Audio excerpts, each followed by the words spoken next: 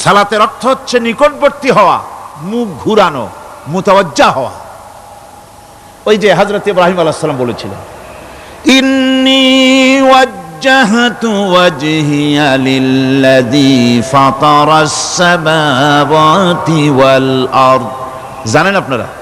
পড়েন, ইন্নী ওয়াজ্জাহতু ওয়াজহিয়া লিল্লাযী ফাতারাস সামাওয়াতি ওয়াল আরদা হানিফা ওয়া মা আনা মিনাল মুশরিকিন। নিশ্চয় আমার মুখ ঘুরায় দিলাম কার দিকে? যিনি আকাশ এবং জমিনের স্রষ্টা, সব কিছুর মালিক যিনি, তার দিকে আমি মুতাওয়াজ্জা হলাম। নামাজের অর্থই হচ্ছে মুতাওয়াজ্জা হওয়া, মুখ ঘুরিয়ে দেওয়া, চেহারা ঘুরিয়ে দেওয়া। আর নামাজের আরেক অর্থ হচ্ছে নিকটবর্তী থেকে আরো নিকটবর্তী হওয়া। আল্লাহ রাব্বুল আলামিন বলেন, নিকটবর্তী হতে হলে ওয়াসজুদ ওয়াকতারিব, সেজদা দাও আর সেজদার মাধ্যমে আমার নিকটবর্তী হয়ে যাও।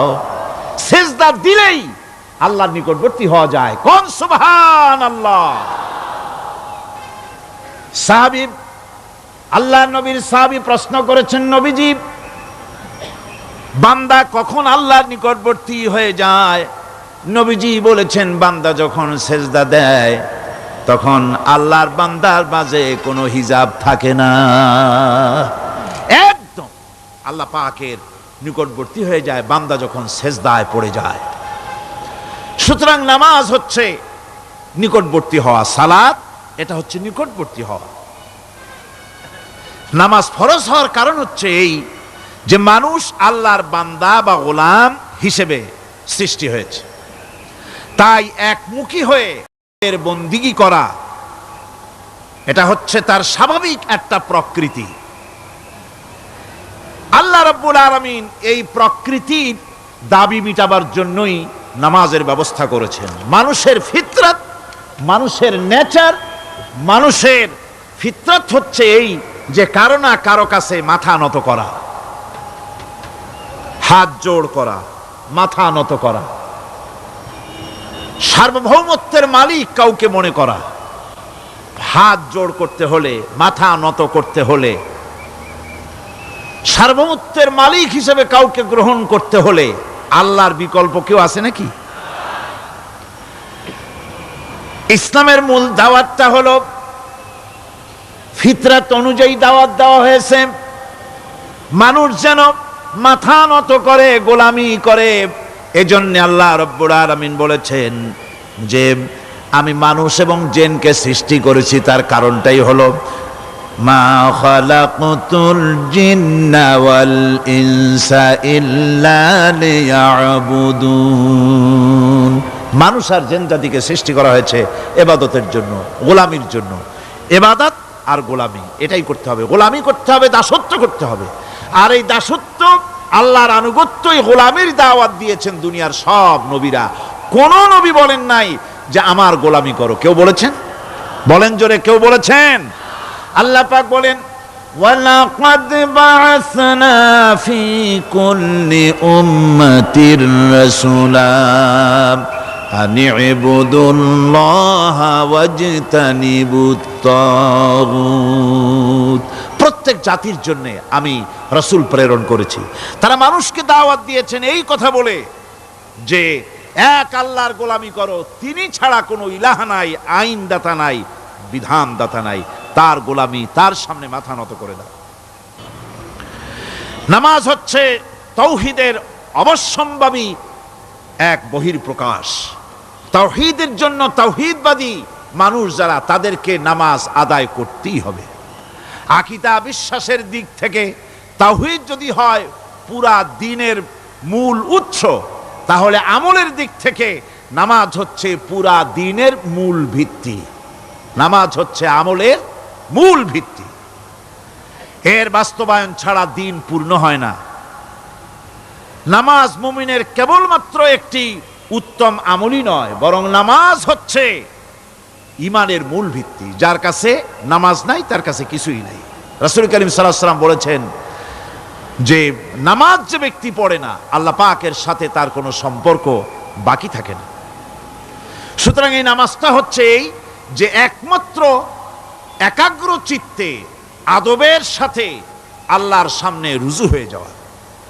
কোরআনে কারীম বলছি, মুনিবিনা ইলাইহি ওয়াত্তাকুহু ওয়াকিমুস সালাতা ওয়া লা তাকুনু মিনাল মুশরিকিন। তোমরা আল্লাহর দিকে রুজু হয়ে যাও এবং তাকে ভয় করে অন্যায় কাজ থেকে বিরত থাকো, আর নামাজ কায়েম করো, মুশরিকদের অন্তর্ভুক্ত হয়ে যেও না। নামাজ কায়েম করা, নামাজের আদেশ কোরআনে কারীমের মধ্যে আল্লাহ পাক বহু জায়গায় করেছেন। ঈমানের পর নামাজই হচ্ছে সবচেয়ে বড় জরুরি। একজন মানুষ ঈমান আনলো, যেমন কালকে একজন ঈমান এনেছে, ঈমান আনার সাথে সাথে তার প্রথম কাজ কি বলুন? বলেন, প্রথম কাজ কি? ফজরের নামাজের আগে একজন ইসলাম কবুল করলেন, তার প্রথম দায়িত্ব নামাজকে আদায় করে দেওয়া, ফজরের নামাজ পড়া। জোহরের আগেই কেউ ঈমান আনলো, তার প্রথম দায়িত্ব জোহরের নামাজ আদায় করা। আসরের নামাজের আগে ঈমান এনেছে, তার প্রথম দায়িত্ব হলো আসরের নামাজ আদায় করা। তার মানে হলো ঈমান আনার পর একজন ঈমানদারের প্রথম দায়িত্ব হচ্ছে নামাজ। গুরুত্বপূর্ণ বিষয়, খুব ভালো করে শুনতে হবে, ইয়াদ রাখতে হবে প্রত্যেকটি মুসলমানের। এই নামাজ কি জিনিস, কেমনে আদায় করতে হবে, আদায় না করলে কি হবে, গুরুত্বপূর্ণ এই কথাগুলি প্রত্যেকের স্মরণ রাখতে হবে। কিয়ামতের দিন মানুষ যে জাহান্নামে যাবে, জাহান্নামের জন্য, জাহান্নামে যে সব কারণে যাবে তার মধ্যে বড় কারণ কালকে বলেছিলাম, দেখি মনে আছে নাকি? বড় কারণ কয়টা? কয়টা? আলহামদুলিল্লাহ মনে আছে। আল্লাহ রাব্বুল আলামিন বলেন, ইয়াতাসাআলুনা আনিল মুজরিমিন। কিয়ামতের দিন অপরাধীদেরকে জিজ্ঞেস করা হবে, মা সালাকাকুম ফি সাকার, জাহান্নামে কেন আসছো? জবাবে তারা বলবে, ক্বালু লাম নাকু মিনাল মুসাল্লিনা ওয়া লাম নাকু নুতঈমুল মিসকিন। নামাজ পড়ি নাই আর এতিম মিসকিনদের খেতে দেই নাই, এই কারণেই জাহান্নামে এসেছি। কল নাউযুবিল্লাহ। নামাজ যারা পড়বে না জাহান্নামে যেতে হবে। কোথায় যেতে হবে? আকীদাগত দিক থেকে ঈমান হলো তাওহীদের স্বীকৃতি, আর আমলের দিক থেকে নামাজ হচ্ছে তাওহীদের বহিঃপ্রকাশ। আপনি মুসলমান তা প্রমাণ হবে নামাজ দিয়ে। নামাজহীন ঈমানের দাবি মূল্যহীন। যার নামাজ নাই তার ঈমানের দাবি করার কোনো মূল্যই নেই। অনেক এরকম কথা বলে, হুজুর আমি মানুষটা নিতান্ত খারাপ না, যাই মনে করেন, গ্রামে রাস্তা বানাইছি, ব্রিজ করে দিয়েছি, কালভার্ট করেছি, এতিম মিসকিনরে তাও মাঝে মধ্যে খাবার দেই, বিধবারে কাপড় চোপড় দেই, মানুষটা আমি নিতান্ত খারাপ না, তবে এই মাঝে মধ্যে একটু নামাজ পড়ি না, তাতে কি আমার ঈমান নষ্ট হয়েছে নাকি? আমি বলি, ভাই ঈমানই তো নাই, নষ্ট হবে কি? ঈমান থাকলে না নষ্ট হবে? ঈমান নাই। সুতরাং একজন মুসলমান যদি নামাজ না পড়ে, নিজেকে মুসলমান বলে দাবি করার কোনো হক তার নাই, দাবি করার অধিকার নাই। নামাজ হচ্ছে জিন্দেগি, নামাজটাই মূলত জিন্দেগি। নামাজটা কি? জিন্দেগি। আল্লাহ রাব্বুল আলামিন শিখাচ্ছেন, কুল ইন্না সালাতি ওয়া নুসুকি ওয়া মাহইয়ায়া ওয়া মামাতি লিল্লাহি রাব্বিল আলামিন। মুহাব্বতের সাথে সবাই পড়েন, কুল ইন্না সালাতি ওয়া নুসুকি ওয়া মাহইয়ায়া ওয়া মামাতি লিল্লাহি রাব্বিল আলামিন। বলো আমার নামাজ, বলো আমার নামাজ, আমার কোরবানি, আমার হায়াত, আমার মত সবকিছুই আল্লাহ রব্বুল আলামিনের জন্য নিবেদিত। আমার বেঁচে থাকা, আমার মরে যাওয়া সব আল্লাহর জন্য। সে আল্লাহ রব্বুল আলামিন, তার জন্য সবকিছু নিবেদিত করতে হবে। আল্লাহ পাকের গোলাম আমাদের বানিয়েছেন, আল্লাহ আমাদের গোলামি করা লাগবে। আর গোলামির নমুনা যাকাত দিয়া, হজ দিয়া, দান দিয়া, সদকা দিয়া, কোন জিনিস দিয়ে নামাজের মতো গোলামির উৎকৃষ্ট প্রমাণ বা নমুনা আর কিছুতে নাই। আমি যে গোলাম তার উৎকৃষ্ট প্রমাণ হচ্ছে নামাজ। নামাজেই একটা মানুষ গোলামির অনুভূতিতে তাকে নিয়ে যায়। বাদশাহ হোক, মন্ত্রী হোক, পীর হোক, মৌলানা হোক, মুহাদ্দিস হোক, বড় লোক হোক, গরিব হোক, পুরুষ হোক, নারী হোক, যাই হোক, নামাজে দাঁড়াইলো, একেবারে কান্ডারে ধরিয়া কানের কাছে হাত দিয়া, হাত দুটো বাঁধিয়া মাথা নিচের দিকে দিয়ে দাঁড়ায় গেল। কিসের মতো? আসামির মতো, গোলামের মতো। সুবহানাল্লাহ। এদিক ওদিক তাকাইতে পারবা না, চোখটা থাকবে সেজদা যেখানে দিবা সেখানে। তাকানো নিষেধ, সেজদার দিকে তাকাও। এরপরে যখন রুকুতে গেলেন, গোলামির নমুনা হয়ে গেল। গোলামের এরকম মাথা নিচু করে থাকতে হয় প্রভুর সামনে। গেলেন, রাজা, বাদশাহ, বড় লোক, সব অহংকার চূর্ণ হয়ে গেল। নাক আর কপাল দিয়া আমার মাবুদের দরবারে মাথাটা লাগাই দিলাম জমিনের উপরে। সুবহানাল্লাহ।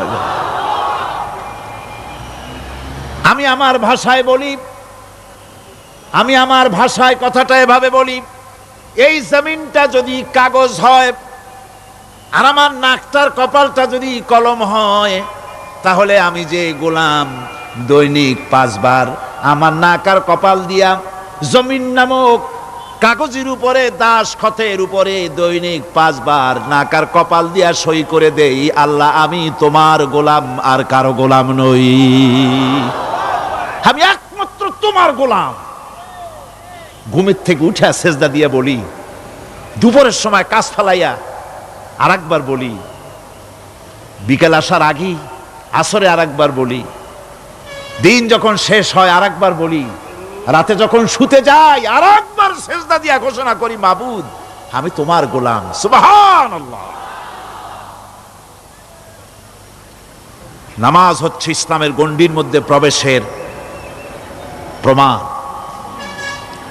কোরআনে কারীম বলছে, ফাইন তাবু ওয়া আকামুস সালাতা ওয়া আতাউজ যাকাতা ফাইখওয়ানুকুম ফিদ্দীন।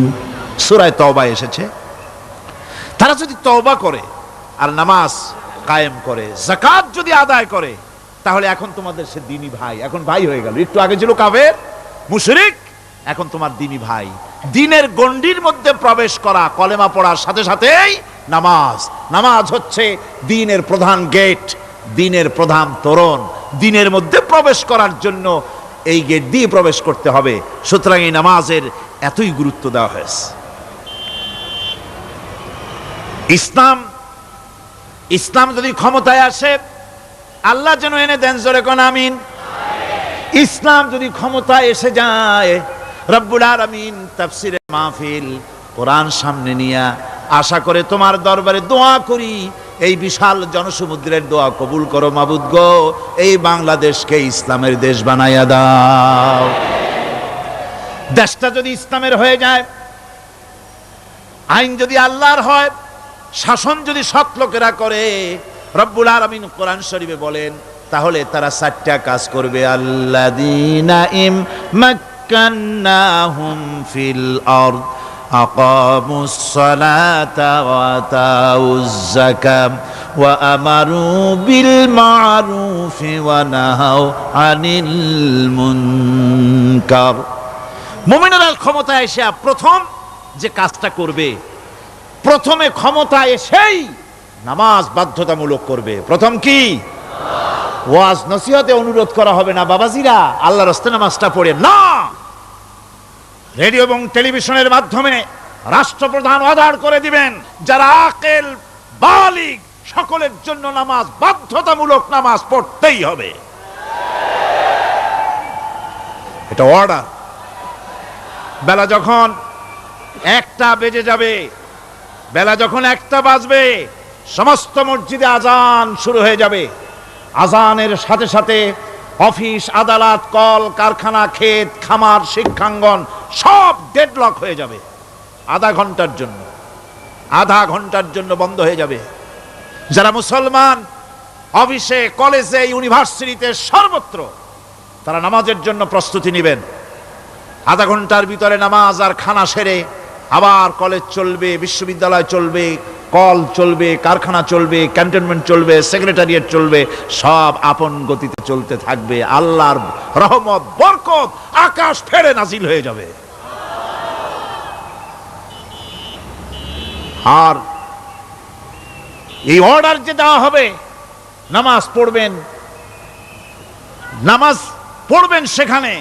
থানায় যখন আজান হবে, থানায় আজান হয়ে গেছে, থানার স্টাফ, পুলিশ যারা আছে জামাতে খাড়া হয়ে যাবে, ইমামতি করবেন ওসি সাহেব। এসপির অফিসে এসপি সাহেব ইমামতি করবেন, ডিসি সাহেব তার অফিসে ইমামতি করবেন, মন্ত্রী সেক্রেটারিয়েট ইমামতি করবেন, প্রেসিডেন্ট বঙ্গভবনে ইমামতি করবেন, বিশ্ববিদ্যালয়ের ভাইস চ্যান্সেলরের ইমামতিতে সে জায়গার মুসলমান ছাত্র ছাত্রী, শিক্ষক শিক্ষয়িত্রী এক জামাতে নামাজ আদায় করবে। এই যদি হয় চিত্র দেশের, অপরাধ থাকবে? থানায় ওসি সাহেব নিজেই যদি জামাতের ইমামতি করেন, এইভাবে নামাজ আদায় করেন পুলিশদের নিয়ে জামাতে, ঘুষ আর খাবে তারা? এসপি সাহেবের অফিসে, ডিসি সাহেবের অফিসে মন্ত্রীরা যদি এভাবে নামাজ কায়েম করে, তাহলে কি অন্যায় অপরাধ কিছু থাকবে সমাজে? থাকবে না। সুতরাং নামাজ বাধ্যতামূলক করে দেওয়া হবে। নামাজ বাধ্যতামূলক, সকলকে নামাজ পড়তে হবে। নামাজ হচ্ছে অপকর্মের প্রতিবন্ধক। নামাজ পড়লে অন্যায় কাজ থেকে বাঁচার পথ। অন্যায় থেকে বাঁচাই কিসে? নামাজ। আল্লাহ রাব্বুল আলামিন বলেন, উতলু মা উহিয়া ইলাইকা মিনাল কিতাবি ওয়া কিমিস সালাম ইন্নাস সালাতা তানহা আনিল ফাহশাই ওয়াল মুনকার। হে নবী, এই কিতাব তেলাওয়াত করো, যা তোমার প্রতি অবতীর্ণ করা হয়েছে, এই কিতাব তেলাওয়াত করো আর নামাজকে প্রতিষ্ঠা করো। নিঃসন্দেহে নামাজ মানুষকে পাপাচার থেকে বাঁচায়া দেয়। অশ্লীলতা, পাপাচার থেকে মানুষকে বাঁচায় কে? জোরে চিল্লায় কোন কে? নামাজ। এই নামাজ মানুষকে অন্যায় কাজ থেকে বাঁচায় দেয়। নামাজ যে মানুষকে অন্যায় কাজ থেকে বাঁচায়, কেমনে বাঁচায়? আমরা যে নামাজ পড়ি, এই নামাজে তো আমাদেরকে অন্যায় কাজ থেকে বাঁচাইতে পারে না। নামাজি বহুত মানুষ আছে অন্যায় করে, করে কিনা কোন? না করে না? করে। নামাজি অথচ অন্যায় করে। আর আল্লাহ বলছেন নামাজিকে, নামাজ তাকে অশ্লীলতা থেকে ফিরায়। তাহলে কথা কারটা ঠিক? আল্লাহরটা। জোরে বলেন, কারটা ঠিক? অবশ্যই আমার আল্লাহর কথা হক। আমি ভুল করতেছি, আমি যেন কোথাও ভুল করতেছি, সামথিং ইজ রং, কোথাও যেন আমরা ভুল করে বসতেছি, সেই ভুলটা কি আমরা আবিষ্কার করতে চেষ্টা করবো ইনশাআল্লাহ। প্রথম যে কথাটা সেটা হচ্ছে এই যে আমরা যা নামাজে পড়ি আমরা তা বুঝি না। কথা ঠিক কিনা? আমি যদি এখন প্রশ্ন করি সামি আল্লাহু লিমান হামিদা অর্থ কি কোন? ফার্স্ট ডিভিশনে কয়েকটা লেটার নিয়ে ফেল করবেন এরকম লোক আছেন না নাই? সুবহান রাব্বিয়াল আলা অর্থ কি জানি না, সুবহান রাব্বিয়াল আযীমের অর্থ কি জানি না, দোয়া কুনুত অর্থ কি জানি না, তাশাহুদ অর্থ কি জানি না, সূরা ফাতিহার অর্থ কি জানি না। এমন কি উজুর মধ্যে কয়টা ফরজ তাও অনেকের জানা নাই। কথা কি বেশি বললাম না ঠিক বলছি? একজনের জিজ্ঞেস করলো, মিয়া উজুতে কয় ফরজ? কয় হুজুর কি মনে করেন যে বুঝি জানি না? এটা তো সাধারণ ব্যাপার, বলেন না কয় ফরজ? কয় উজুতে তো 17 ফরজ। কি কি? কয় হাত ধোয়া, পাও ধোয়া, মুখ ধোয়া, নাক ধোয়া, চোখ ধোয়া, জিহ্বা ধোয়া, মাথা ধোয়া। বলতে বলতে গুনে দেখা গেল প্রায় 19টার মতো বলছে। বলা হলো, মিয়া বললেন আপনি উজুতে ফরজ 17টা, কইলেন আপনি 19টা। কয় হুজুর জানি আরো, বলি না আপনাদের ভয়তে। উজু জানে না, নামাজ জানে না, তাকে এই নামাজ কেমনে ফিরাবে অন্যায় কাজ থেকে? কথা বুঝতে পেরেছেন? নামাজে আল্লাহু আকবার বললাম, এরপরে সানা পড়লাম, তারপরে সূরা ফাতিহা পড়লাম। সূরা ফাতিহার ভিতরে যে সমস্ত কথাগুলি বললাম সেই কথাগুলি বুঝি না, কি বলেছি তাও জানি না। এরপরে সুবহান রাব্বিয়াল আলা বলেছি, সুবহান রাব্বিয়াল আযীম বলেছি, সামি আল্লাহু লিমান হামিদা বলেছি, অর্থ কি জানি না। আল্লাহ তা শুনতে পান, যে ব্যক্তি আল্লাহর প্রশংসা করেন তিনি তা শুনতে পান। নামাজের মধ্যে আইডিয়া দেওয়া হচ্ছে, তুমি যে আল্লাহর জন্য নামাজ পড়তেছো, প্রশংসা করতেছো, এটা এমন নয় যে আল্লাহ পাক দেখছেন না বা শুনতেছেন না। তুমি যা বলতেছো, প্রশংসা করতেছো, আল্লাহ পাক তা শুনতে পাচ্ছেন।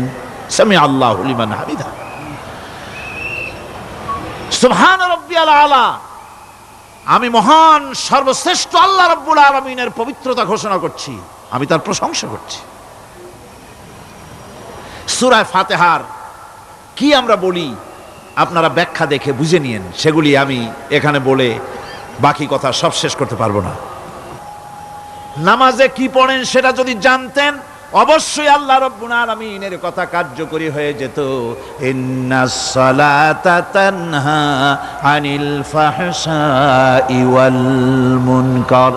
নামাজ মানুষকে পাপের কাজ, অশ্লীলতা থেকে ফিরাতে পারে। আল্লাহ ইন্না বসায়ছেন, নিশ্চয়ই, বেশক, অবশ্যই নামাজ পাপ থেকে ফিরাবে।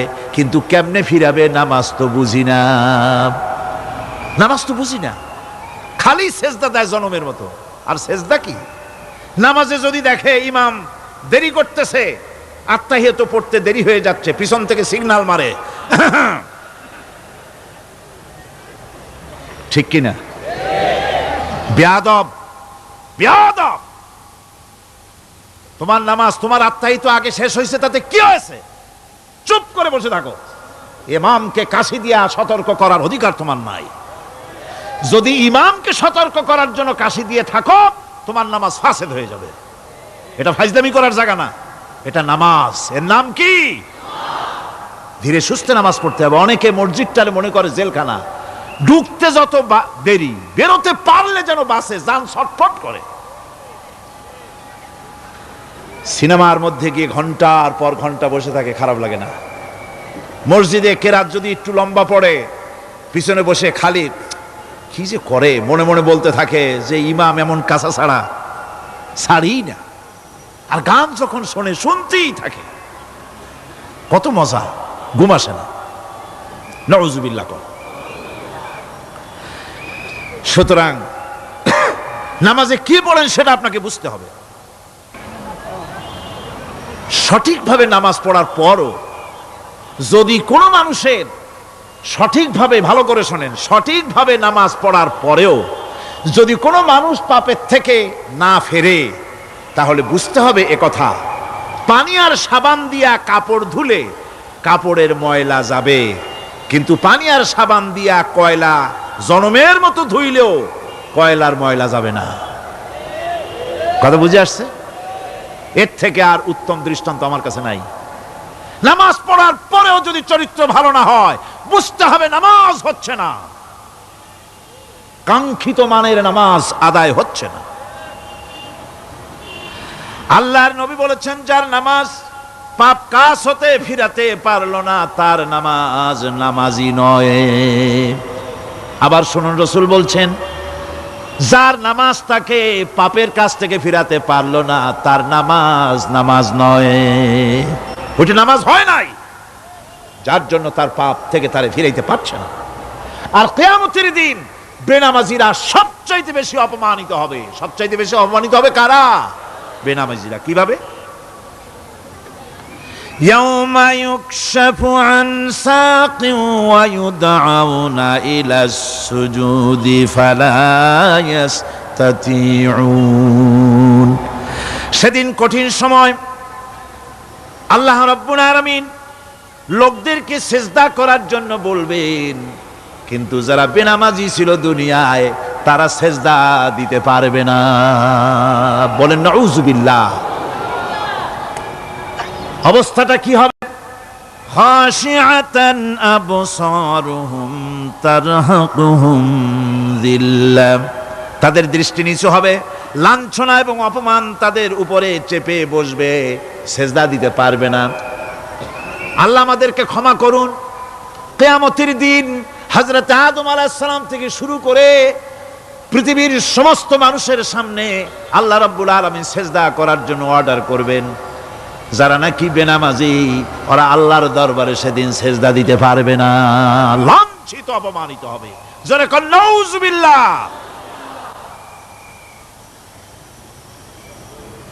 নামাজ, মুমিনের নামাজ একরকম, মুনাফিকের নামাজ হলো আর এক রকম। মুনাফিকরাও নামাজ পড়ে, পড়ে কিনা কন? মুনাফিকেরাও নামাজ পড়ে। মুনাফিকেরা যখন নামাজ পড়তে যায় আল্লাহ রাব্বুল আলামিন বলতেছেন ওয়াইদা কামু ইলাস সালাতি কামু কুসালা। মুনাফিকেরা যখন নামাজ পড়তে দাঁড়ায়, নামাজে আসে ঠিক তারা, কিন্তু নামাজের জন্য দাঁড়ায় খুব শৈথিল্য ভারে, শৈথিল্যভাবে দাঁড়ায়, কাহিলি সুস্তি, এ জায়গা চুলকায়, পায়জামা ধরে টান দেয়, টুপিটা ঘুরে আয়, এদিক ওদিক তাকায়। মুনাফিকের নামাজ দেখলেই ঠিক পাওয়া যায় যে বেটা মুনাফিক। এইভাবে সে দাঁড়ায়। তার নামাজটা কি জন্য? ইউরাউনান নাসা ওয়ালা ইয়াযকুরুনাল্লাহা ইল্লা কালিলা। তাদের নামাজ হচ্ছে মানুষকে দেখাবার নামাজ। নাউযুবিল্লাহ।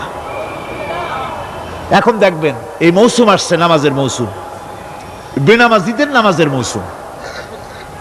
জনসভা হচ্ছে, নির্বাচন আসতেছে, নামাজে রক্ত হয়ে গেছে, তাড়াতাড়ি আজান হয়ে গেল। টুপি না থাকলে রুমাল একটা মাথায় দিল, উজু আছে কি না আছে, আল্লাহু আকবার, যা আছে কপালে হয়ে যাক।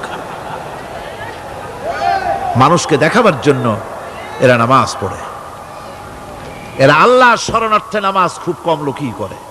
এরা হচ্ছে মুনাফিক। দুনিয়া এবং আখিরাতে কল্যাণের জন্য একমাত্র মাধ্যম হচ্ছে নামাজ।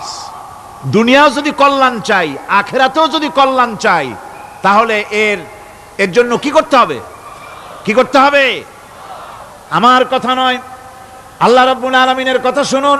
রব্বুল আলামিন বলেন ক্বাদ আফলাহাল মুমিনুন আল্লাযীনা হুম ফি সালাতিহিম খাশিউন ওয়াল্লাযীনা হুম লিয-যাকাতি ফাঈলুন ওয়াল্লাযীনা হুম লিফুরুজিহিম হাফিজুন। নিশ্চিতভাবে সেই সব মুমিন কল্যাণ লাভ করবে, নিশ্চিতভাবে। তারা হচ্ছে ওই সব লোক যারা নিজেদের নামাজ ভীতি মিশ্রিত, বিনয় ভাবে, ভীতি মিশ্রিত অবস্থায় বিনয়ের সাথে যারা নামাজ আদায় করে, যারা বেহুদা কাজ থেকে বিরত থাকে, যারা যাকাতের পন্থায় কর্মতৎপর হয়, আর যারা নিজের লজ্জাস্থানকে হেফাজত করে। এরপরে আল্লাহ পাক বলেন ওয়াল্লাযীনা হুম লিআমানাতিহিম ওয়া আহদিহিম রাউন ওয়াল্লাযীনা আলা সালাওয়াতিহিম ইউহাফিজুন ওয়াল্লাযীনা আলা সালাতিহিম হাফিজুন। আর যারা তাদের আমানতকে পূর্ণ করে, আমানত এবং তাদের ওয়াদা চুক্তি পূর্ণ করে, এবং যারা নিজেদের নামাজ সমূহকে পূর্ণভাবে হক আদায় করে নামাজ পড়ে, নামাজের যারা হেফাজত করে, এরা কারা? এরা হচ্ছে উলাইকা হুমুল ওয়ারিসুন আল্লাযীনা ইয়ারিসুনাল ফিরদাউসা হুম ফিহা খালিদুন। এরা হচ্ছে সেই সব লোক, এরা উত্তরাধিকার হচ্ছে জান্নাতের উত্তরাধিকার, জান্নাতুল ফিরদাউসে আল্লাহ রাব্বুল আলামিন এই গুণ বিশিষ্ট লোকদের জন্য জায়গা করে দিবেন। জোরে কোন সুবহানাল্লাহ। নামাজকে পড়তে বলা হয়নি, কোরআন শরীফে বলা হয়েছে নামাজ কায়েম করো। কি বলা হয়েছে কোন তো দেখি? নামাজ কায়েম করো, নামাজ পড়ো। এই কথা কিন্তু কোরআন শরীফে কোনো জায়গায় আছে নাকি? এখন কায়েম করা কারে বলে? একটা গুরুত্বপূর্ণ আরেকটি বিষয়। নামাজ কায়েম করতে বলা হয়েছে। কায়েম কি? কায়েমটা হচ্ছে দৃষ্টান্ত স্বরূপ বলা যায় যে জিনিসটা সমাজে প্রতিষ্ঠিত আছে ওইটারে বলে কায়েম হওয়া, আর যেটা প্রতিষ্ঠিত নাই ওটা কায়েম নাই।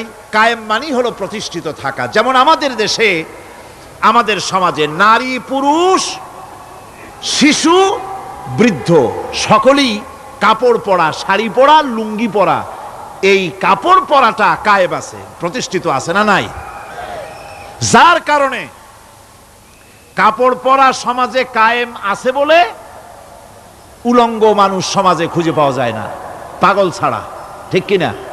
একটা বাচ্চাকেও যদি উলঙ্গ হতে বলেন এখানে, 5 বছর 6 বছরের একটা বাচ্চাকেও, সে কিন্তু রাজি হবে না। ঠিক কিনা? যেহেতু কাপড় পরা সমাজে প্রতিষ্ঠিত আছে, সেহেতু উলঙ্গ মানুষ পাওয়া যায় না, কাপড় পরাটাই এখানে প্রতিষ্ঠিত। সুতরাং এখন অবস্থাটা এই হয়েছে, কাপড় পরা প্রতিষ্ঠিত আছে বলে কোন উলঙ্গ মানুষ এসে যদি এই মঞ্চে দাঁড়ায় আর বলে আমাকে একটু বক্তৃতা করতে দেন, আপনারা কি করবেন? মঞ্চে তো উঠতেই দিবেন না। উলঙ্গ মানুষ যদি কোনো চাকরি নিতে যায় ইন্টারভিউতে, তাকে লাইনে দাঁড়াইতে দেবে? দেবে না। এমনকি উলঙ্গ হয়ে যদি বাড়িতে প্রবেশ করে, তার বউও দূর দূর করে তাড়ায় দেবে। ঠিক কিনা? যেহেতু সমাজের ভিতরে কাপড় প্রতিষ্ঠিত আছে, সেই জন্য এই উলঙ্গ মানুষ পাওয়া যায় না। অনুরূপভাবে নামাজ যদি প্রতিষ্ঠিত হতো সমাজের ভিতরে, তাহলে বেনামাজি খুঁজে পাওয়া যেত না। চাকরি করতে গেলে সেখানে নামাজ মানদণ্ড হয়ে যেত, নামাজ পড়ে কিনা তা দেখে নেওয়া হতো।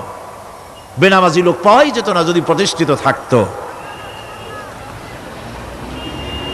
প্রথম প্রশ্নই হতো তুমি নামাজ পড়ো কিনা।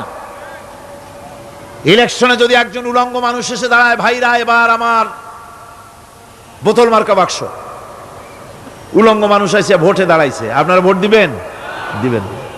ওইটা কাপড় প্রতিষ্ঠিত আছে বলে, লুঙ্গি প্রতিষ্ঠিত সমাজে আছে বলে উলঙ্গ মানুষকে আপনি ভোট দিবেন না। নামাজ যদি প্রতিষ্ঠিত থাকতো সমাজে, বেনামাজি মানুষ যদি এসে মঞ্চে দাঁড়ায়া যতই বলতো আমি ক্ষমতায় গেলে এই করব সেই করব, নামাজ প্রতিষ্ঠিত থাকলে পরে এই বেনামাজিরে কেউ ভোট দিত না। নামাজ যদি প্রতিষ্ঠিত থাকতো, তাহলে অফিসের অফিসার তো দূরের কথা, বেনামাজি অফিসের ঝাড়ুদারের চাকরিও তার কিসমতে জুটতো না, যদি নামাজ প্রতিষ্ঠিত থাকতো। এর নাম হলো নামাজ কায়েম হওয়া। নামাজ কায়েম থাকলে এই অবস্থার সৃষ্টি হতো। এই জন্য আল্লাহ পাক বলেছেন নামাজকে কায়েম করতে হবে। নামাজ হবে সব ভালো কাজের মানদণ্ড। সমস্ত ভালো কাজের মানদণ্ড কি? নামাজ। নামাজ আমাদেরকে বড় রকমের শিক্ষা দেয়। কি শিক্ষা দেয়? নামাজ আমাদের শিখায় ঐক্য আর ভ্রাতৃত্ব। ভ্রাতৃত্বের আর ঐক্যের শিক্ষা দেয়। এক নেতার আনুগত্য করা শিখায়। জামাত যত বড় হোক, ইমাম হবে কয়জন? একজন ইমাম হবে। আর এই ইমাম মানে কি? নেতা। ইমাম মানে কি? নেতা নির্বাচন শিখায় নামাজে। নেতা নির্বাচন কে শিখায়? নামাজ শিখায়। বোঝেন খুব ভালো করে। কিভাবে? মনে করুন চট্টগ্রাম শাহী মসজিদে ইমাম প্রয়োজন। এখন সেই ইমাম নেওয়ার জন্য ইন্টারভিউ কল করা হলো, বিজ্ঞাপন দেওয়া হলো পত্রিকায়। অনেক আলেম আসলেন। ইন্টারভিউ বোর্ডে যারা বসলেন, তারা ইন্টারভিউটা কিভাবে নেবেন? যার মাথার চুল লম্বা বেশি তার ইমামতি দেওয়া হবে, যার লুঙ্গিটা পায়ের গিরার তলে তারে দেওয়া হবে, যার মোষটা মুখের মধ্যে গিয়া ঢুকছে, হাসি দিলে বুঝাই যায় না হাসে না কান্দে, তারে দিবে। দাড়িগুলা কামাইছে তারে দেবে। সিগারেট খায়, বা অবশ্য চট্টগ্রাম আর সিলেটে সিগারেটের ফতোয়া ভিন্ন রকম। বরিশালে আমি যেখানে জন্মগ্রহণ করেছি, আমার এলাকায় কোনো আলেম যদি সিগারেট খায়, মসজিদের ইমাম তো ভালো, মসজিদ ঝাড়ু দিতেও ঢুকতে দেবে না মসজিদে। এটা এই এলাকার এক রকমের কায়দা। আমি এটার ব্যাপারে কথা নাইবা বললাম। তো আপনারা খুঁজে দেখবেন সে সিনেমা দেখে নাকি, মিথ্যা কথা বলে নাকি, বউ পর্দায় থাকে নাকি। এগুলি মাইক্রোস্কোপ যন্ত্র দিয়ে ইমামের মাথা থেকে পা পর্যন্ত দেখবেন কিনা কন? আচ্ছা এবার কত দেখি, এই ইমাম সাহেব ইমামতি করবে কতজন লোকের? 500, 1000। শাহী মসজিদে ধরেন 5000 লোক হইল। 5000 লোক, 5000 লোকের ইমাম নির্বাচনের সময় পা থেকে শুরু করে মাথা পর্যন্ত দেখেন, এমনকি বউ পর্যন্ত। বৌমনি আনিয়ে দেখেন না, পর্দায় থাকে কিনা এইটা আপনারা দেখেন, ঠিক কিনা? এ খবরটা নেন। 5,000 লোকের একটা ইমাম বানাতে গিয়ে মাইক্রোস্কোপ যন্ত্র দিয়ে দেখেন মোষ কেমন, দাড়ি কেমন, চুল কেমন, পাও কেমন, হাত কেমন, হাতে নখ লম্বা কিনা, দাঁতে ছাতা কিনা, বউ পর্দায় থাকে কিনা, মিথ্যা কথা কয় কিনা, এত দেখেন। আর যখন নির্বাচন আসে তখন 2.5 থেকে 3 লক্ষ মানুষের জন্য একজন এমপি নির্বাচিত হয়। সেই ইমামকে বাছাই করার জন্য নামাজ পড়ে কিনা, জিনাকার কিনা, মদখোর কিনা, সুদখোর কিনা, ঘুষখোর কিনা, বদমাশ কিনা বাছাই করা হয় না।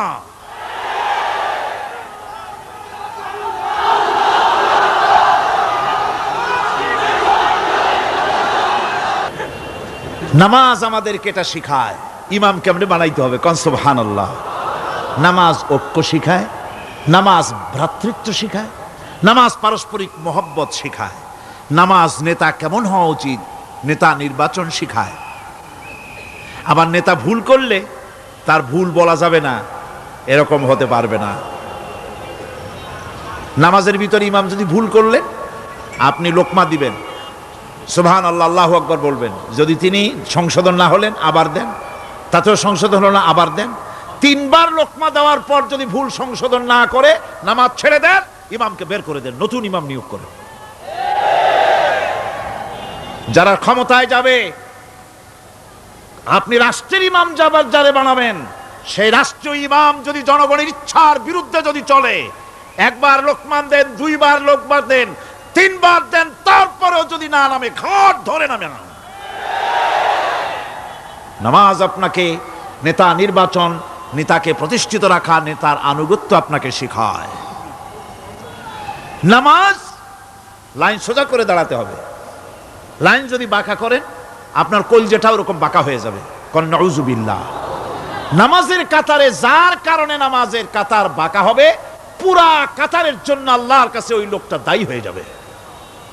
নামাজ শৃঙ্খলা শিখায়। সুবহানাল্লাহ কইতে ইচ্ছা করে না? নামাজ শৃঙ্খলা শিখায়, শৃঙ্খলা বোধ শিখায়, সোজা হয়ে দাঁড়ায়। তারপরে ঐক্য এবং মহব্বত শিখায়। নামাজের ভিতরে যখন দাঁড়ায় গেলেন, আমির দাঁড়ালো, ফকির দাঁড়ালো, মন্ত্রী দাঁড়ালো, তার ড্রাইভারও দাঁড়ায় গেল, একই কাতারে দাঁড়ায় গেছে। নামাজ পড়তে গিয়ে ড্রাইভারের পাও গিয়ে লেগেছে মন্ত্রীর গায়ে। নামাজ শেষ হওয়ার পর মন্ত্রীর বাবার ক্ষমতা নাই এ কথা বলার যে বেটা ড্রাইভার সলিমুদ্দি, তোর পাও লেগেছে আমার পায়ে, তোর চাকরি শুদ্ধা দোজকে পাঠায় দেব। পারবে বলতে? পারবে না। মিয়া মন্ত্রী সাহেব, এটা তোমার সেক্রেটারিয়েট না, এটা আল্লাহর ঘর। এটা কার ঘর? এক হি সব মে খড়ে হো গয়ে মাহমুদ ও আয়াজ, এক হি সব মে খড়ে হো গয়ে महमूद आयाज, न कोई बंदा रहा न कोई बंदा नवाज। একই কাতারে দাঁড়িয়ে গেছে সম্রাট মাহমুদ আর চাকর আয়াজ। এখন সম্রাট মাহমুদও নাই, চাকর আয়াজও নাই, সম্রাট আর চাকর দুজনই আল্লাহ পাকের গোলাম হয়ে গিয়েছে। তুমি মসজিদে এসেছো, তুমি আল্লাহর গোলাম। কার গোলাম? আল্লাহ পাকের গোলাম। এই জিনিস শিখায় নামাজ। নামাজ শিখায় মানুষকে পাঞ্চুয়ালিটি, নিয়মানুবর্তিতা, সময়ের জ্ঞান শিখায় নামাজ। নামাজ মানুষে কি শিখায়? আল্লাহ রাব্বুল আলামিন বলছেন, ইন্নাস সালাতা কানাত আলাল মুমিনিনা কিতাবাম মাওকুতা। নিঃসন্দেহে নামাজ মুমিনদের নিয়মানুবর্তিতার সাথে ফরজ করা হয়েছে, তাদের উপরে নিয়মানুবর্তিতার উপরেই, সময়ের উপরে নামাজকে ফরজ করা হয়েছে। আপনার আন্দাজ মতো আপনি পড়তে পারবেন না, সময় মতো পড়তে হবে, আউয়াল ওয়াক্তে পড়তে হবে। আমার দেশের মসজিদগুলিতে ফজরের নামাজ পড়া হয় এমন সময় পূর্ব দিক ফর্সা হয়ে যায়। ইমাম সাহেব যদি ভুল করেন, নামাজ যদি দোহরাতে যান, তাহলে সূর্য উদয় হয়ে যাবে, এমন অবস্থা। নামাজ এত দেরিতে পড়া হয়। প্রত্যেক ওয়াক্তের নামাজ আউয়াল ওয়াক্তে পড়ার জন্য রাসূল সাল্লাল্লাহু আলাইহি ওয়াসাল্লাম তাগিদ করেছেন। সময়ের দিকে লক্ষ্য রাখতে বলা হয়েছে। যেই জাতির, লক্ষ্য করুন, যে জাতির দৈনিক 5 বার টাইমলি অক্ত মতো সময় মতো নামাজ আদায় করতে হয়। দুর্ভাগ্যজনক সত্য, সেই জাতির কাছে সময়ের কোনো দাম নাই, সময়ের দাম নাই। 9টার গাড়ি কয়টায় আসবে? 9টার গাড়ি কয়টায় আসবে? একদিন দেখা গেল সত্যি 9টার সময় এসে গেছে। যাত্রীরা বলছে মাশাআল্লাহ, অন্তত একটা দিন তো 9টার সময় আসলো। স্টেশন মাস্টার বলছে না, খুশি হওয়ার কারণ নাই, আজকের না, এটা গতকালকেরটা। আমার আমেরিকার সফরের সময়, যে বাড়িতে আমি আমেরিকায় থাকি, কুইন্স এলাকায়, নিউ ইয়র্ক সিটিতে, সে বাড়িওয়ালা চাকরি করে। সে আমাকে বলল 10টি বছর আমি একটা ট্রেনে যাতায়াত করি। সে বলছে রাত 3:45 ট্রেনটা আসে, ওই ট্রেনে চড়ে সে তার কর্মস্থলে যায়। বলল 10টা বছর আমি এখানে আছি, 10 বছরের ভিতরে এই ট্রেনটা 1 মিনিটের জন্য এদিক ওদিক করলো না, ঠিক 3:45 এসে হাজির হয়ে গেছে। ঝড় হোক, বৃষ্টি হোক, স্নো পড়ুক, বরফ পড়ুক, টাইমলি চলতেছে। দুনিয়ায় ভিন্ন জাতিরা যে উন্নতি করে, তার পেছনে সময়ের জ্ঞান তাদের অনেক বেশি আমাদের থেকে। কথা ঠিক কিনা? আমাদের সময়ের জ্ঞান নাই, সময়ের কোনো মূল্য আমরা দেই না। 2টার সময় মিটিং হবে, মন্ত্রী সাহেব আসেন 5টার সময়, ঠিক কিনা? বক্তৃতার জন্য সময় দেওয়া হয়েছে 20 মিনিট, নাহমাদু অনুসল্লি আলা কইয়া সুর দিয়া 35 মিনিট গেছে নাহমাদু কইতে কইতে। সময় 20 মিনিট, তা তার মনেই নেই। এই যে সময়ের জ্ঞান নাই, এটা ব্যর্থতা। নামাজ মানুষকে সময়ের জ্ঞান শিখায়, কোন আলহামদুলিল্লাহ। এই সময়ের জ্ঞান আমাদেরকে শিখতে হবে। এবার আমি আপনাদের সামনে বলতে চাই, আল্লাহর নবী জনাবে মুহাম্মদ রাসূলুল্লাহ সাল্লাল্লাহু আলাইহি ওয়াসাল্লাম নামাজের ব্যাপারে কি বলছেন। এতক্ষণ তো আল্লাহর কথা শোনালাম, কার কথা শোনাইছে? আমার আল্লাহর নবী বলেন, নবীকে প্রশ্ন করা হলো, ইয়া রাসূলুল্লাহ আইয়ু শাইইন আহাব্বু ইনদাল্লাহি ফিল ইসলাম, ইসলামের মধ্যে আল্লাহর কাছে কোন জিনিসটা বেশি প্রিয়? আল্লাহর কাছে ইসলামের কোন জিনিসটা বেশি প্রিয়? হুজুর বললেন as-salatu liwaqtiha, মান তারাকা সালাতান ফালা দীন লাহু ওয়াস-সালাতু ইমাদুদ্দিন। আল্লাহর কাছে সবচাইতে বেশি প্রিয় হচ্ছে নামাজ। সবচাইতে প্রিয় কি? নামাজ। ওয়াক্তমতো নামাজ আদায় করা আল্লাহ পাকের বেশি প্রিয়। আর এই নামাজ হচ্ছে দ্বীনের খুঁটি। এটা দ্বীনের কি? খুঁটি। এই যে খুঁটিগুলো আছে, খুঁটিগুলো ফালাই দিলে তারপরে আপনার এই প্যান্ডেল থাকবে? থাকবে না। বিল্ডিং এর পিলার ভেঙে দেন, বিল্ডিং টিকবে? ঘরের খুঁটিগুলি উড়ায় ফেলেন, ঘর টিকবে? টিকবে না। দ্বীনের খুঁটি হচ্ছে নামাজ। লা দীনা লিমান লা সালাতা লাহু, যার কাছে দ্বীন নাই, যার কাছে নামাজ নাই, তার কাছে কি নাই? দ্বীন নাই, ঈমান নাই। আল্লাহর নবী বলেছেন, ওয়ান জাবিরিন রাদিয়াল্লাহু তাআলা আনহু قال قال رسول الله صلى الله عليه وسلم بين العبد وبين الكفر ترك الصلاة। আল্লাহ পাকের নবী বলেন, আল্লাহর বান্দার মুমিন, আল্লাহর বান্দার কাফের, দুইজনের মধ্যে পার্থক্য হলো, যে ব্যক্তি নামাজ পড়ে সে আল্লাহর গোলাম, যে নামাজ পড়ে না সে কাফের হয়ে গেল। যে নামাজ পড়লো না সে কাফের হয়ে গেল। মান তারাকা সালাতান মুতাআম্মিদান ফাকাদ কাফারা, যে ব্যক্তি ইচ্ছে করে নামাজ ছেড়ে দিল সে কাফের হয়ে গেল। বলেন নাউযুবিল্লাহি মিন যালিক। এই জন্য নামাজ আদায় করা বাধ্যতামূলক প্রত্যেকটি মুসলমানের জন্য।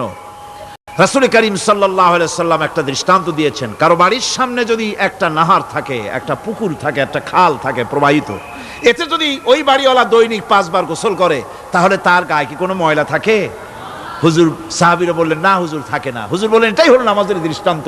5 ওয়াক্ত নামাজ যে আদায় করবে সে গুনাহ থেকে আল্লাহ পাক তাকে পবিত্র করে দিবেন। সুবহানাল্লাহি বিহামদি।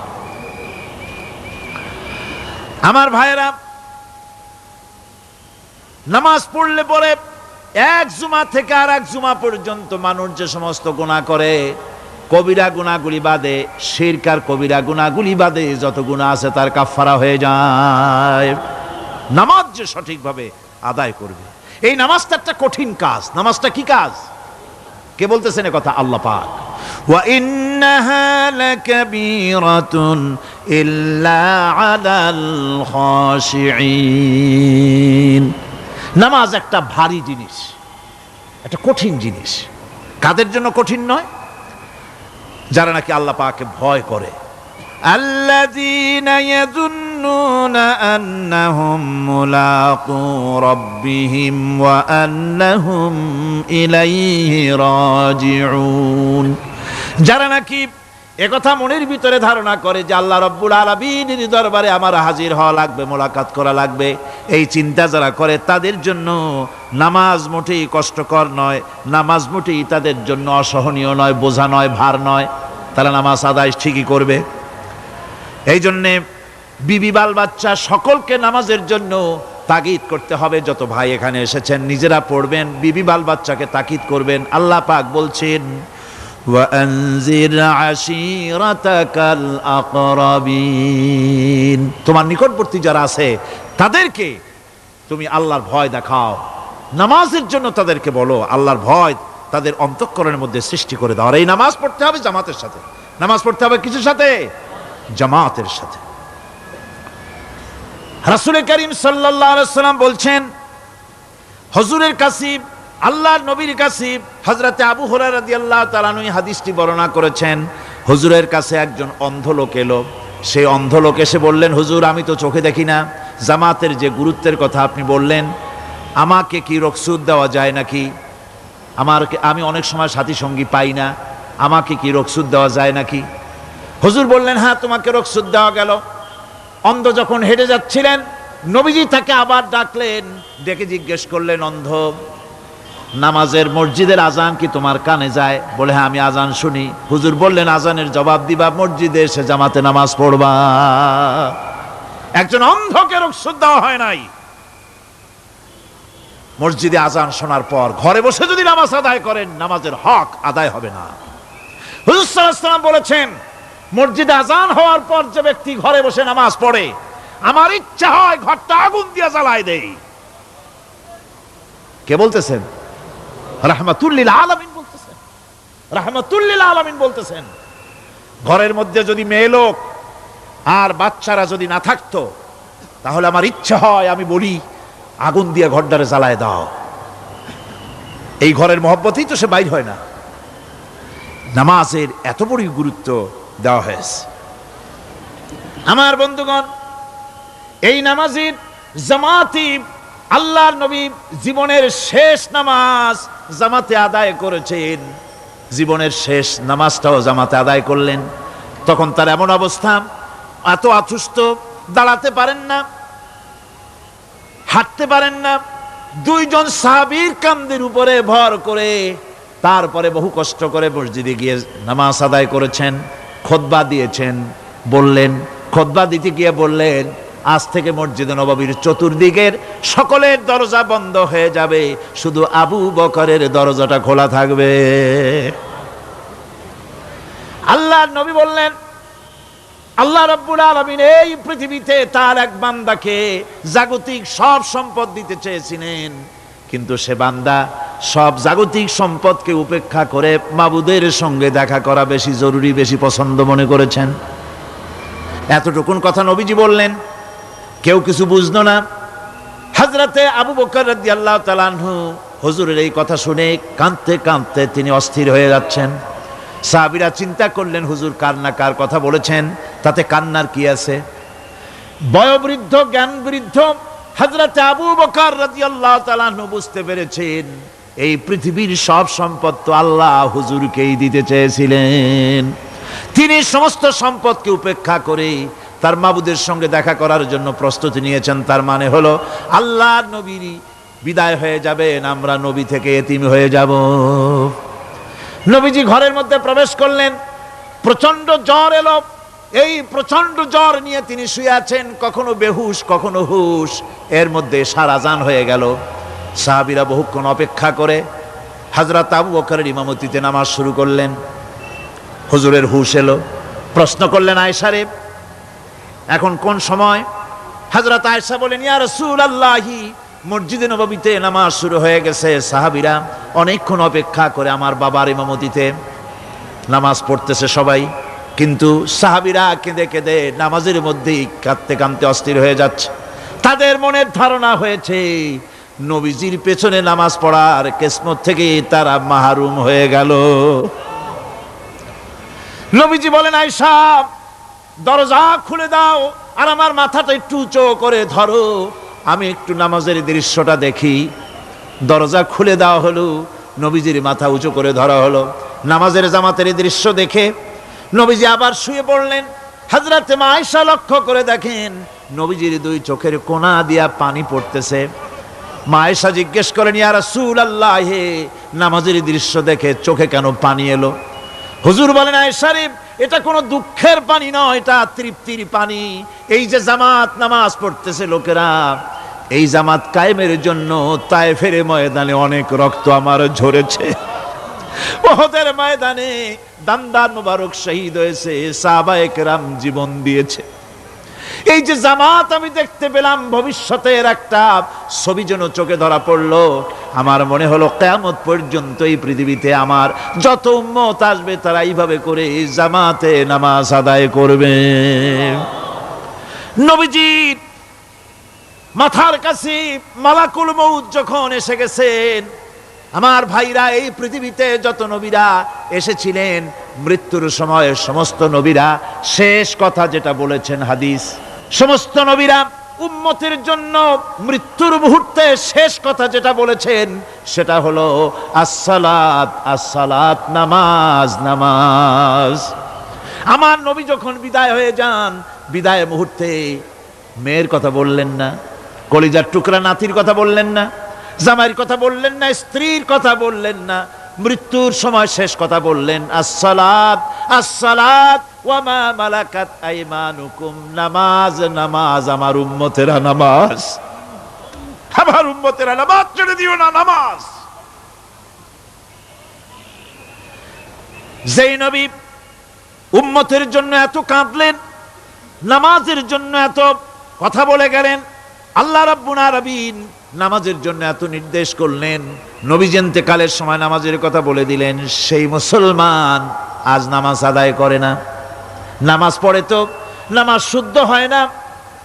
হযরতে হুযায়ফা রাদিয়াল্লাহু তাআলা আনহু তিনি একবার ইয়েমেন সফর করেছিলেন, এক মসজিদে নামাজ পড়লেন, একজনকে তিনি নামাজ পড়তে দেখলেন, নামাজ পড়তে দেখে তিনি অপেক্ষা করলেন, লোকটার নামাজ হয়ে যাওয়ার পর তিনি প্রশ্ন করলেন, আল্লাহর বান্দা, তুমি কতদিন এরকমের নামাজ পড়তেছ?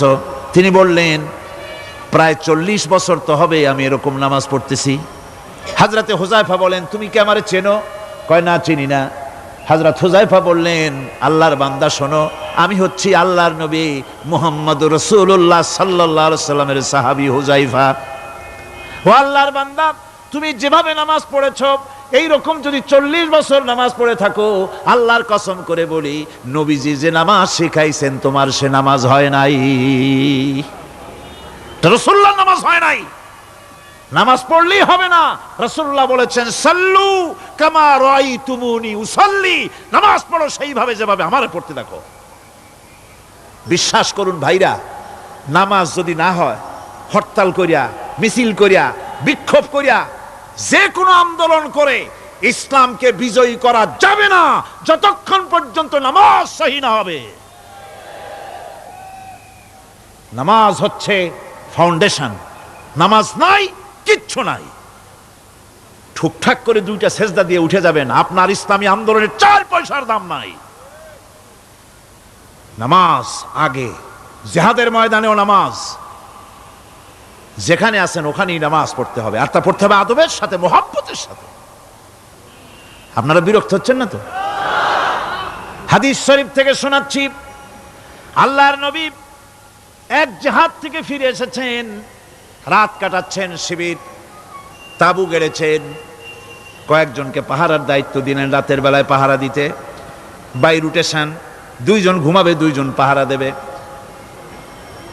2 জনের ভাগ্যে পাহারা পড়লো রাত 12টার পরে, পাহারা দিতেছেন। 2 জনের একজন বলল, 2 জন জেগে না থেকে আমরা একজন ঘুমাই, একজন পাহারা দেই, কোনো অসুবিধা হলে আমার উঠায় দিও। বলে ঠিক আছে। একজন ঘুমায় গেল, একজন পাহারা দিতেছে। তিনি আবার মনে করলেন খামোখা দাঁড়ায় না থেকে সময়টা নামাজের মধ্যে কাটায় দেই। তিনি নামাজ পড়া শুরু করে দিলেন। দুশমন এসে গেছে। দুশমন দূরে দেখতেছে, একটা গাছের মতো দেখা যায়, অন্ধকারে মানুষ না গাছ বোঝার জন্য তীর নিক্ষেপ করলো। তীরটা এসে তার বাম হাতের ভিতরে বাহুতে ঢুকে গেল। নামাজ ছাড়লেন না। এরপরে দুশমন আর একটা তীর মারলো, সেই তীরটার ডান বাহুতে লেগে গেল। সাহাবী তাড়াতাড়ি রুকুতে গিয়ে নামাজ আদায় করলেন। আর ওই দুশমন বুঝতে পারলো যেটা মানুষ। দুশমন দৌড় দিল। নামাজ শেষ করে সাথীকে উঠালেন। সাথী উঠে দেখে দুই দিকে দুই তীর বসানো। ভাই, তোমার গায়ে তীর কেন? বললেন, আপনি যখন ঘুমায় গেলেন আমি ভাবলাম খামোখা দাঁড়ায় থেকে সময় নষ্ট না করে সময়টা নামাজের মধ্যে কাটাই। নামাজ পড়তেছিলাম, তীর আসতো বাম দিকে, কিন্তু নামাজে এত মজা পাচ্ছিলাম তেলাওয়াতে, তীর ঢুকেছে আমি খেয়াল করি নাই। আবার আর একটা তীর ঢুকেছে আমি খেয়াল করি নাই। দ্বিতীয় তীরটা যখন ঢুকলো মনে মনে ভাবলাম তৃতীয় আর একটা তীর এসে যদি আমার বুকের মধ্যে ঢুকে যায় আর আমি যদি শহীদ হয়ে যাই, নবীজি আক্রান্ত হয়ে যাবেন, এই চিন্তা না আসলে জীবন গেলেও নামাজ ছেড়ে দিতাম না। আবার জীবনটা গেলেও নামাজ ছেড়ে দিতাম না, এত মজা লাগতেছিল। নামাজ, নামাজ, এই নামাজ হচ্ছে মুসলমানদের সবচেয়ে বড় জিনিস। নামাজ হয় না, নামাজ যত পড়া হয় অধিকাংশ নামাজ হয় না। নামাজের ভিতরে তাদিল আর কাম, তাদিল করা ওয়াজিব। যতক্ষণ দাঁড়িয়ে থাকবেন, রুকুতে থাকবেন, যতক্ষণ দাঁড়ায় থাকবেন ততক্ষণ অন্তত এক তাসবিহ পরিমাণ তো বটেই। যদি তা না হয়, রুকুত থেকে দাঁড়ালেন, সেজদায় চলে গেলেন, ওয়াজিব তরক হলো। সো সেজদা দিলেন না, নামাজ ফাসেদ হয়ে গেল, নষ্ট হয়ে গেল নামাজ। এটা পাগলামি না। নামাজ সহিভাবে আদায় করতে হবে। নামাজ থেকে দাঁড়াবেন, রুকুত থেকে দাঁড়ায় গেলেন, বলবেন রব্বানা লাকাল হামদ। কোন রব্বানা লাকাল হামদ হামদান কাসীরান তাইয়িবান মুবারাকান ফিহি। একজন সাহাবী এই দোয়াটা পড়ছিলেন। নামাজ শেষ করে আল্লাহর নবী প্রশ্ন করলেন, নামাজের ভিতরে অতিরিক্ত এই কথাগুলি কে বলেছো? সাহাবী ভয় পেয়ে গেলেন। ভয় ভয় তিনি বললেন, হুজুর আমি বলেছি। হুজুর বললেন, তুমি জানো না আমি নবী, তুমি নবী না, আমি যা দেখি তুমি দেখতে পাও না। তুমি যখন এই দোয়াটা পড়তেছিলে আমি লক্ষ্য করেছিলাম আল্লাহর রহমতের ফেরেশতারা প্রতিযোগিতা করতেছিল তোমার আমল নামায় কে কত বেশি নেকি লিখবে। রুকুতে দাঁড়ায়া এটা পড়বেন, সেজদায় চলে যাবেন, দুই সেজদার মাঝখানে ততক্ষণ বসে থাকবেন যতক্ষণ একটা সেজদার ভিতরে ছিলেন। পড়বেন আল্লাহুম্মা গফিরলি ওয়ারহামনি ওয়াহদিনি ওয়াফিনি ওয়ারজুকনি। নামাজের মধ্যে দোয়া করতেছেন, আল্লাহ আমারে ক্ষমা করে দাও। এসব দোয়া সব হুজুরের। আমাকে ক্ষমা করো, আমাকে হেদায়েত দাও, আমাকে সুস্থ করো, আমাকে রহম করো, আমাকে রিজেক দাও। কও সুবহানাল্লাহ। নামাজের ভিতরে দোয়া কবুলের সময়, নামাজের সেজদার ভিতরে দোয়া কবুল হয়। এইভাবে করে রাসূল করিম সাল্লাল্লাহু আলাইহি ওয়াসাল্লামের নামাজটা কেমন হাক্কানি উলামাদের কাছ থেকে জেনে নেবেন। যেহেতু হুজুর বলেছেন সাল্লু কামা রাআইতুমুনি উসাল্লি, নামাজ পড়ো সেইভাবে যেভাবে আমাকে পড়তে দেখো। নামাজের ভিতরে একাগ্রতা লাগবে, ভালোবাসা লাগবে, ভয় লাগবে, মুহাব্বত লাগবে। পরিপূর্ণ সময় নিয়ে শান্তিপূর্ণভাবে নামাজ পড়তে হবে। আর যত তাড়াহুড়া সব হচ্ছে নামাজের মধ্যে, ঠিক কিনা ভাইরা? রাসূল করিম সাল্লাল্লাহু আলাইহি ওয়াসাল্লামের যে নামাজ, হুজুর যেভাবে নামাজ পড়েছেন হাদিসে যা পাওয়া যায়, হাদিসে বুখারীতে সব আছে, দেখে নেবেন, সেইভাবে নামাজটা আদায় করে নেবেন। কিয়ামতের দিন আল্লাহ রাব্বুল আলামিন সর্বপ্রথম বান্দাকে প্রশ্ন করবেন কি? বুখারী শরীফে এসেছে, আন আবি হুরায়রা রাদিয়াল্লাহু তাআলা قال سمعت رسول الله صلى الله عليه وسلم يقول إنما يحاسب به العبد يوم القيامة من عمله صلاته। বুখারী শরীফের হাদিস। আল্লাহ রাব্বুল আলামিনের নবী বলেন, হযরত আবু হুরায়রা হাদিস খানা বর্ণনা করেছেন, তিনি বলেন যে আমি রাসূলের মুখে শুনেছি কিয়ামতের দিন আল্লাহ রাব্বুল আলামিন সর্বপ্রথম তার বান্দার কাছে প্রশ্ন করবেন, বান্দা নামাজ আদায় করেছিলি কিনা? নামাজ সর্বপ্রথম প্রশ্ন। যেরকম সর্বপ্রথম প্রশ্নটা কি? নামাজ। এই নামাজ আপনার বাচ্চাদেরকে যখন 7 বছর বয়স হবে নামাজের হুকুম করবেন। 10 বছরে নামাজ না পড়লে প্রহার করতে বলা হয়েছে। নামাজের জন্য কড়াকড়ি করতে হবে। পুরুষ নারী মেয়েদের মাসের ভিতরে কখনো কখনো তাদের যে সমস্ত মাসলা মাসাইল আছে সেই অনুযায়ী কখনো তাদের ক্ষমা আছে, বাকি তাদের নামাজ পড়তে হবে।